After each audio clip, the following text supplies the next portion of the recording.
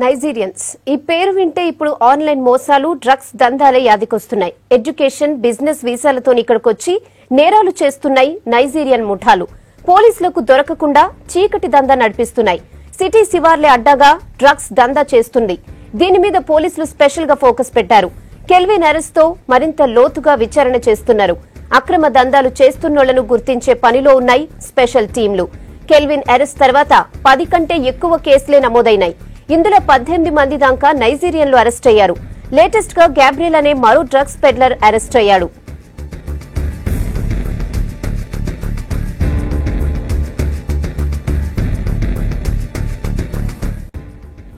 Drugs కేసుల్లో వరుసగా నైజీరియన్లు, సోమాలియాకు దేశమోళ్లు arrest అయ్యే వరకు పోలీసులు వాళ్ల మీద స్పెషల్ గా ఫోకస్ చేశారు.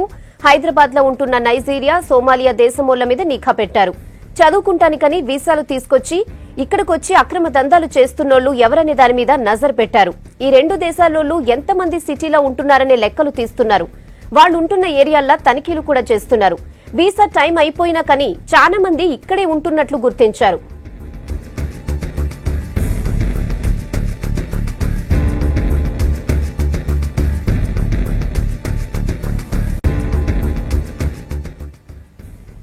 దీనిపై మరిన్ని డీటెయిల్స్ ప్రభాకర్ అడుగుదాం. ప్రభాకర్ చెప్పండి, డ్రగ్స్ కేసులో ఎక్కువగా నైజీరియన్లు దొరుకుతున్నారు. మరి దీని మీద పోలీసులు ఎలాంటి నజర్ పెట్టారు, ఏం చెప్తున్నారు?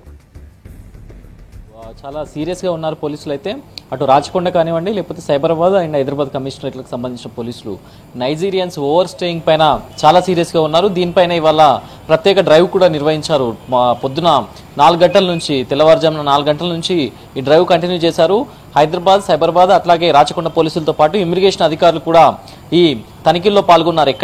ఎక్కడెక్కడైతే నైజీరియన్స్ ఓవర్ స్టేయింగ్ ఉందో అక్కడ మెయిన్ గా ఆ ప్రాంతాలను ఫోకస్ చేశారు. టోలీ చౌకీ, మెహదీపట్నం, అట్లాగే వనస్థలీపురం, ఎల్బీ నగర్, ఈ అవుట్స్కట్స్ ప్రాంతాలన్నీ కూడా నైజీరియన్స్ చాలా కాలంగా ఉంటున్నారు. బిజినెస్ అండ్ టూరిస్ట్ వీసాల మీద వచ్చి ఇక్కడే ఇల్లీగల్ గా ఇక్కడనే స్టే చేస్తున్నారు. సో ఈ నేపథ్యంలోనే మొన్న డ్రగ్స్ కేసులో కెల్విన్ అరెస్ట్ అయిన తర్వాత దాదాపు 10 కేసులు నమోదయ్యాయి. దానిలో 18 మంది నైజీరియన్స్ ను అరెస్ట్ చేశారు. సో ఈ డ్రగ్స్ కు సంబంధించి కానివ్వండి, లేకపోతే మిగతా కొకైన్, అట్లాగే LSD, MAMD ఇట్లాంటి డ్రగ్స్ ను ఇక్కడికి ఇంపోర్ట్ చేయడంలో నైజీరియన్స్ కీ రోల్ పోషిస్తున్నారు. సో వీళ్ళని ఫస్ట్ మనం కట్టడి చేస్తే కొంతవరకు డ్రగ్స్ ఫ్రీ సిటీగా హైదరాబాద్ ను తీసుకురావచ్చు అనే ఉద్దేశంతో పోలీసులు ఈ డ్రైవ్ చేపట్టారు. ముఖ్యంగా దీంట్లో ఓన్లీ వెస్ట్ జోన్ పరిధిలో ఇవాళ పోలీసులు చెప్తున్న లెక్కల ప్రకారం రెహానా ఓన్లీ వెస్ట్ జోన్ పరిధిలో 4000 మంది నైజీరియన్స్ ఇల్లీగల్ గా ఉంటున్నారు అని చెప్తున్నారు. అంటే ఈ 4000 మందిలో దాదాపు చాలా వరకు బిజినెస్ వీసాల మీద,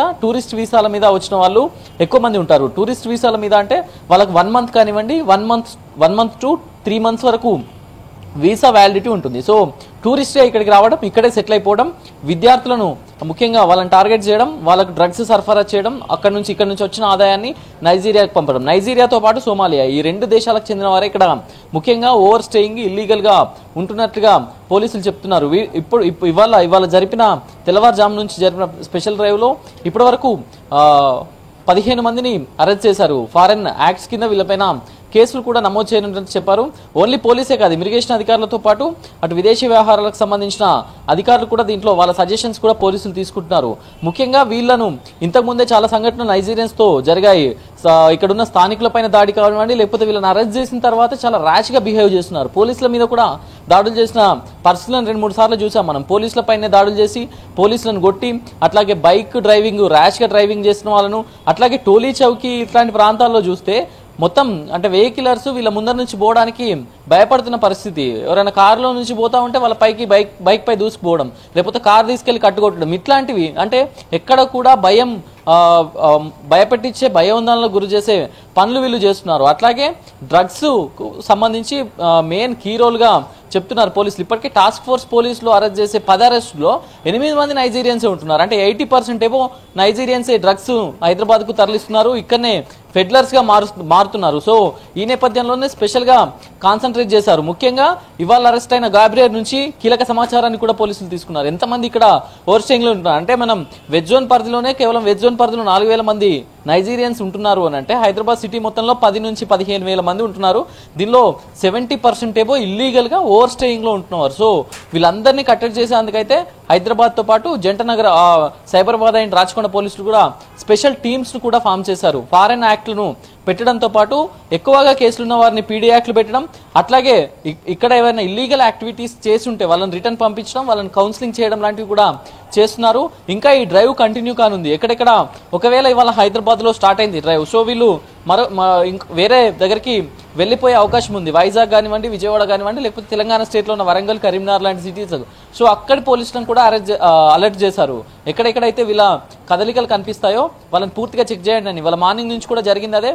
వాళ్ళ ఇళ్లలోకి వెళ్ళడం, వాళ్ళ స్థావరాల్లోకి వెళ్ళడం, వాళ్ళ వీసాను వాళ్ళ పాస్పోర్ట్ ను తీసుకొని వాళ్ళకి వీసా వ్యాలిడిటీ ఉంటే మాత్రమే వాళ్ళని కన్సిడర్ చేయడం, లేని వాళ్ళను అదుపులోకి తీసుకోవడం, విచారించడం, కౌన్సిలింగ్ పంపించడం, ఇట్లాంటి డ్రైవ్ అయితే జరుగుతుంది. సో ఇది ఇట్లా కంటిన్యూ అయితే మాత్రం నైజీరియన్స్ హైదరాబాద్ నుంచి కొంతవరకు దూరం చేయగలిగితే డ్రగ్స్ ఫ్రీ సిటీగా హైదరాబాద్ ను తీసుకురావచ్చు అనేది ఒక ఆలోచన అయితే పోలీసులు కనిపిస్తుంది. Rehana. Okay Prabhakar, thanks for the updates.